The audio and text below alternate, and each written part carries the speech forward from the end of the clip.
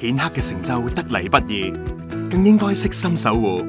寶城信守明天多元貨幣保險計劃提供高潛在回報，為家族財富奠定堅實根基，仲幫你佈局全球，靈活將豐盛財富跨代傳承，令佢哋嘅世界放大，實現光輝願景。見證住世界多變嘅企業家 Jimmy， 一直心繫仔仔 Daniel 同太太 Sandy 嘅未來。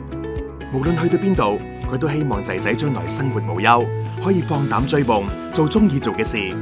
亦想為太太建立穩健財富，維持優質生活，所以投保寶城信守明天多元貨幣保險計劃。完成供款後 ，Jimmy 運用開支散業選項，將保單分拆成3等份，為家人訂立個人化嘅財富傳承方案。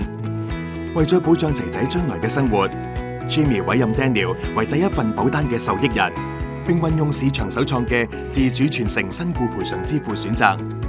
預先幫 Daniel 安排點樣收取身故賠償。佢想仔仔喺自己離世後，先以每月分期形式收取20年金額，仲為 Daniel 選擇好人生事件。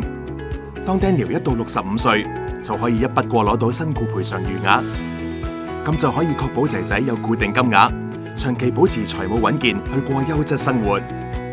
Jimmy 透過第2份保單，委任 Daniel 為後續持有人同後備受保人。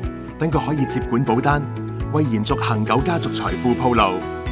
家族有腦退化病史嘅 Jimmy 明白照顧患者並唔容易，所以委任 Sandy 為第3份保單嘅後續持有人同後備受保人。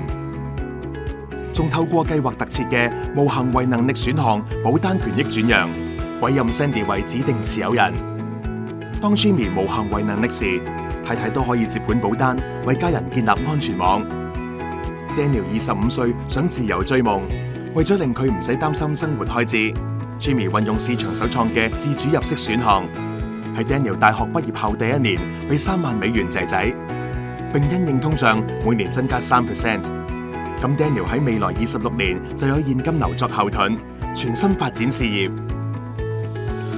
71歲時 ，Jimmy 因腦退化症而失去行為能力 ，Sandy 成為保單新持有人。令保單無間延續。呢個時候，第3份保單嘅預期非保證總現金價值已超過160萬美元。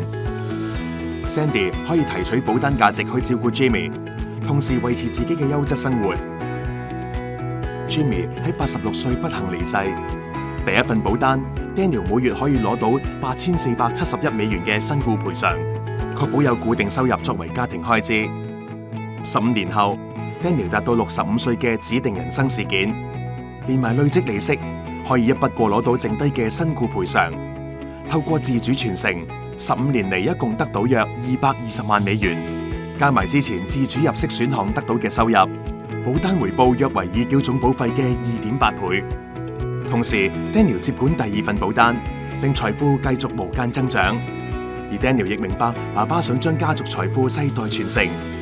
所以佢之後再委任仔仔 Ethan 做後續持有人同後備受保人，代代相傳。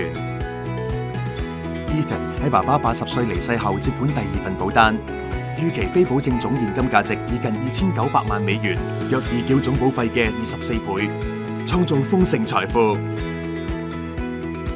唔計之前攞咗嘅入息，3份保單嘅價值加埋已經接近3300萬美元，約為已繳總保費嘅27倍。用心聆聽，守護傳承，寶城信守明天多元貨幣保險計劃，幫你靈活傳承豐盛財富，成就家族世代繁盛。